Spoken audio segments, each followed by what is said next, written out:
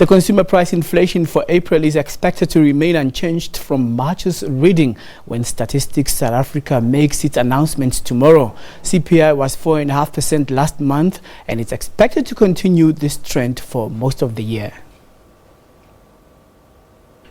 Shanks expects the consumer price inflation to stay within the Reserve Bank's target band despite recent fuel hikes. Earlier this month, petrol prices went up by 54 cents a litre, while diesel went up by 1 cent a litre. This left motorists in Gauteng paying over 16 rand 60 for a litre of petrol. But Cruikshank says the petrol price hike was offset by lower than expected food price inflation. He says CPI should stay at around 4.5% for most of the year.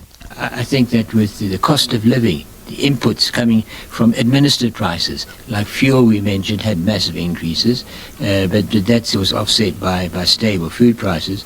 Then also electricity, that hits everybody. So that is a factor which can push it up. But I think once again, it's likely to be offset by the fact that it's a controlled price and has had an increase and likely to stay where it is for the time being. According to other economists, food price inflation is forecast to increase from 2.3% in March to 2.6% in April year-on-year. Cruikshank says food prices are expected to remain relatively stable for the next 6 months. This as last year's drought has now come and gone. The breaking of the drought had a massive impact.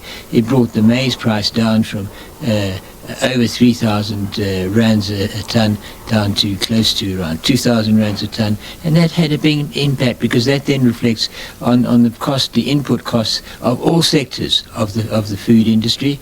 So I think that as long as the drought doesn't return, food prices should continue to remain relatively stable. Statistics South Africa is expected to release consumer price inflation figures on Wednesday. Mbalendle Mthethwa, SABC News, Johannesburg.